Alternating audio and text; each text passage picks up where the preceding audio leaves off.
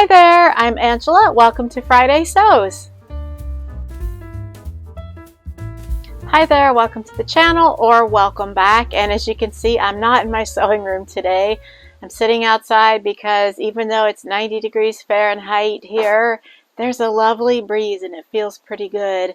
I spent a couple of hours earlier today working in the garden, which I'll give you a couple of little pictures of here in a moment, and thought maybe it'd be nice to sit out here and do the Friday Sews video. So that's why I'm out here. So big thank you to Jen from Today in Jen's Sewing Room, who's the creator of the hashtag Friday Sews, where we talk about our past week in sewing and in life. And thanks also to you guys for watching. I appreciate you being here. I do have some sewing updates for you this week and a little bit of life, like kind of for once it's flip-flopped for me. I have sewing updates but not so many life updates. Lately it's been like just the other way around. So let's talk about the sewing updates. I have started sewing my next project and I'll show you the pattern here. You may have seen it before if you've been watching my videos. It's Vogue V1630 and I am doing the capri pants here. And I have a really cute fabric that I'm using for this, but I am doing a muslin first. I'm still new enough to sewing pants other than like stretchy pajama pants or leggings, which are pretty simple for me at least. But as far as like regular pants or real pants, it's still a little bit of a fairly new game for me, so I am going to do a muslin first, which I'm in the process of working on that right now. And one thing that I'm doing is that the last pair of pants that I sewed, my cargo pants, I was so pleased with how the fit came out on those, especially the crotch curve area, that I pulled out those old pattern pieces where I had made a bunch of adjustments, and I'm using that, at least that, like that crotch curve portion.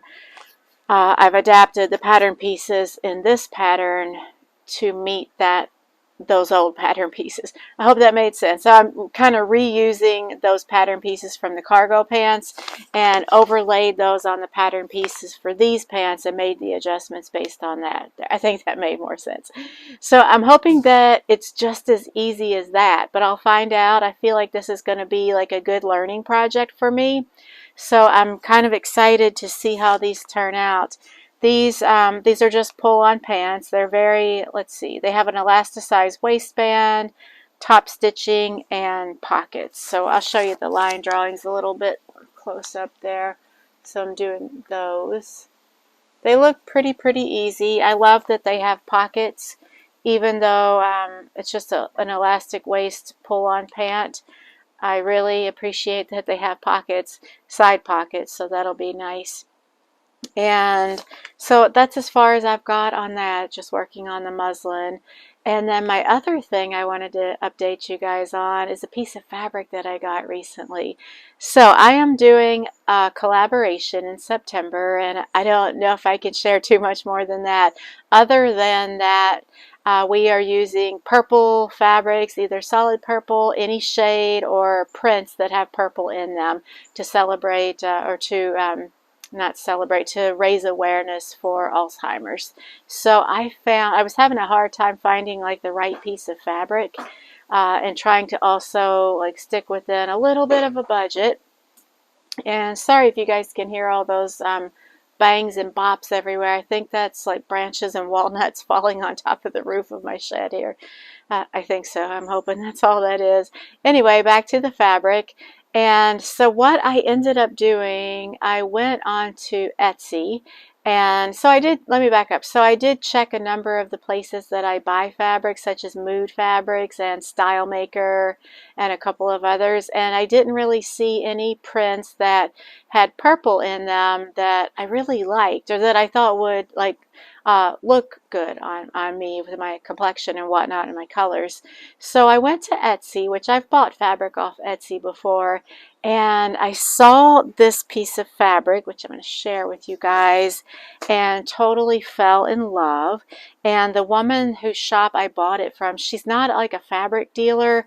From what I could tell by her Etsy shop, she sells all kinds of things. I don't know if they're like her stuff that she's trying to get rid of, like knickknacks and art and home decor and fabric and like a little bit of everything, or if she like actively sources those items to resell on her shop. Either way, I saw this fabric and totally loved it. It's a challis, and I'm pretty sure like she didn't have 100% description on it, but I think it's rayon or rayon cotton blend maybe. But I felt like it has, I should hold this up and show you guys more of it. I felt like it has enough purple in it to meet the requirements for the September collaboration, but isn't that just gorgeous? It might be a little like bright for like my skin tone and my hair and all that based on my colors, but sometimes I just throw that out the window if I find a piece of fabric I love this much. I just love it, and there was just enough in this piece to meet the fabric requirements of the pattern that we're using for the collaboration. So I was like thrilled beyond belief. I didn't want to have to go out to Joann's. I'm trying to actually avoid Joann's. I haven't even looked on there to see if they're having pattern sales like in a month or more, just because I'm trying to kind of decrease my fabric and sewing supplies purchases as much as I can. But I did need to purchase this because I didn't really have any purple in my stash. It's never been a color that I've worn too much, and I'm trying to expand like the colors that I wear since I did have my colors done last fall. So I know that some of the shades in this like are suitable for my colors, and maybe some others are a little bit too bright, but I really just don't care. I think this piece is so beautiful. I think that there's a yard and a half here, maybe a yard and 5/8, so it was just enough that I needed for the pattern we're using in the collaboration. So I was so thrilled about that. Yeah, so that's about it as far as sewing goes. And as far as life, it's actually been a little quiet here this week, which was good after the excitement of last week with the tornado that came through our little town. So we, as you might already know from if you watched my previous video, had very, very minor impact to our home and our family life other than losing power for about 24 hours. So I know that there are still they're still assessing and trying to rebuild some structures in the center of our town. There was significant damage there. And so, you know, all my thoughts and prayers are with those people and the teams that are working to get that back in place. But as far as us here at home, it's been kind of quiet, and which has been really nice. I have worked a little bit more than I normally do, which is not a problem there. I'm always happy for that. I love my new job so much that if they need me to be there more, I'm very happy to do that. I have the best boss and the best coworkers. I've been there a little over 4 months, maybe 4.5 months, and it's been a godsend for me, just this job. It's just what I needed. So I'm very thankful for that. I'm very thankful to have this job, and anything they need, I'm perfectly willing to pitch in and do my part. So yeah, so other than that, it's been quiet. I'm focused a lot on the garden still. I've gotten a little bit of harvest. I have harvested a lot of garlic. I'll put a picture in of my garlic harvest. I think it was like 40 or 45 bulbs of garlic. So yeah, I might be giving some of that away. I do cook with a lot of garlic, and I know it'll keep for, you know, several months, you know, if you keep it at the right storage conditions. But even still, I imagine that some of that might go bad. So I'm going to be rehoming, as they say, some of my garlic. And the onions are getting ready to be ready for harvest. I have been picking them one or two here and there as I've needed them for cooking, but the vast majority of them are still in the ground, and I'll be getting those out soon and curing those for long-term storage. A few tomatoes, although my tomatoes are taking a hit with the deer, and I'm kind of thinking the raccoons are getting to them in the middle of the night. So one of our goals here at our house is to install a big deer fence, like a 8-foot tall metal wire fence, which will keep out the deer for sure. And I don't think it'll keep out the squirrels and raccoons, but maybe we could sort of elaborate on the fence or embellish it to discourage raccoons and squirrels. Yeah, and let's see what else. So, but I do have a lot of tomatoes on.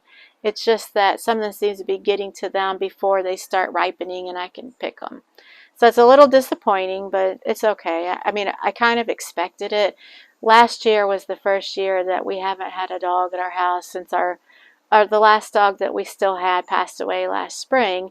And I've noticed that since we have not had a dog in our family and walking him or her around in the yard and in the garden pretty routinely, that the pest pressure, like deer, raccoons, squirrels, has been like nothing I've ever seen as a gardener since we've lived at this place for the last 10 years. I never had this much of a problem with invaders into my garden until we didn't have a dog. So I think that kind of speaks volumes as to how like helpful that dogs can be to gardeners. I mean, that's not like why I would have a dog. We always have considered our dogs and cats as family members and treated them as such. But one like added bonus is that it does kind of discourage the pests from your garden. At least that's kind of what I'm finding. So yeah, so I've been dealing with that, and the peppers are doing good though. One good thing about peppers, they're pretty easy to grow, I found, and nothing really seems to bother them. I mean, they are susceptible to slugs, but slugs are pretty easy to control. But as far as other wildlife like squirrels, raccoons, deer, they don't really go for the peppers at all. Of course, knock wood. Where's the knock wood? Just now that I've said that out loud, my pepper crop's going to be demolished. But anyway, so if nothing else, I know that I can grow a ton of onions, a ton of garlic, and a ton of peppers. If it ever gets like so discouraging, like why am I even doing this? I can grow those three things pretty reliably. So that's always good to keep in the back of your mind, because this year it's kind of been so bad that like, why am I putting all this effort into this? It's a lot of work, and I spent a lot of money on my garden and time just to have it ravaged by the wildlife. So it's good to know that I have options, because I love gardening. As like part of my identity is to be a gardener. So knowing that I have some ways, other ways I can garden if it all goes to pot. As promised, here's a little look-see around the garden. If you guys have any questions about anything I'm growing, please do let me know. In case you're wondering, in the bed that has the mosquito netting on it, that is my cabbages, just because they are very susceptible to the cabbage moth, which then lays eggs on the plants that turn into cabbage caterpillars or cabbage worms, and then they very promptly destroy your cabbage crop. I've learned that the hard way, and I have found that this netting does the trick. So it was a very good thing to learn. It's made all the difference. I never could successfully grow cabbage before, and now, knock on wood, I can. Got a lot of tomato plants. Some of them are doing quite well there, and then some of the smaller ones along this little trellis I've built here are not doing as well. Those were kind of the later ones that I've planted out, so they got a late start. And I have finally, hopefully, found a way that I can grow watermelons and pumpkins, which are all through here mostly. I have a few, those are zinnias, a few flowers, but mostly in this row of buckets are pumpkins and watermelons. And since I don't have an area prepared for them to kind of sprawl, I thought I would just grow them up on this little temporary fencing that I put in place with this plastic netting. Yeah, let me show you my onions real quick since I kind of talked about that quite a bit. So in this bed here are all onions. There's quite a few of them. Doing really well, and they're pretty much, most of them are ready for harvest, but they can stay in a little longer. And then in these grow bags here, I have mostly onions too. And yeah, other than that, I've got a bunch of stuff. Peppers, cucumbers. And in my greenhouse there, I'm trying corn in the greenhouse for the first time.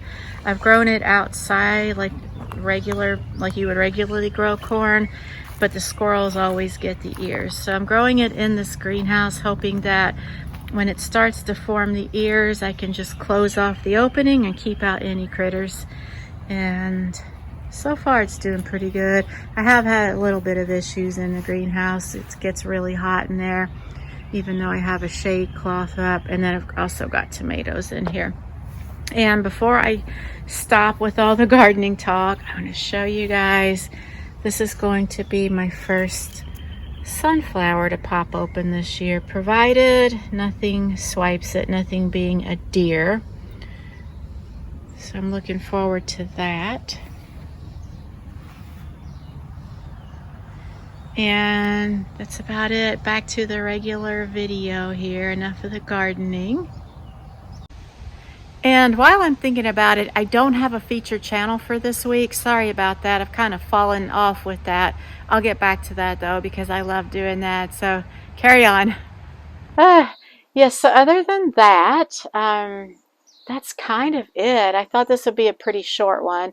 We have family that are coming in from New York State this weekend. They're probably already here, actually, at my mother-in-law's house. So we're going to be trying to figure out plans to visit with them, and like who's going to do what, and where's everyone going to meet, and visit everyone's homes that are in the family that live here locally, so that our out-of-town family gets a chance to visit everyone. So I think my mother-in-law's pretty much organizing that. So we're just waiting to hear back.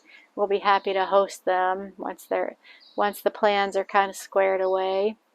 I hope you guys are having a great weekend. I hope that you've got some sewing done, and maybe you get time to sew this weekend.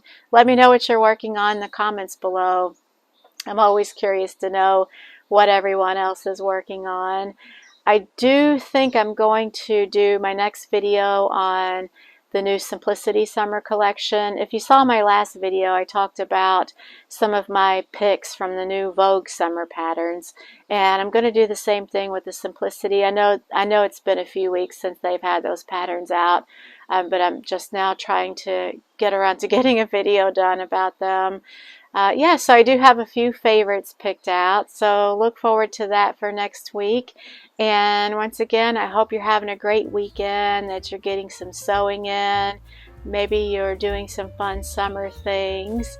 And if you are a fellow gardener, I hope that your garden is growing well and that you're getting some harvest, maybe some beautiful flowers. And that's about it. Until next time, bye.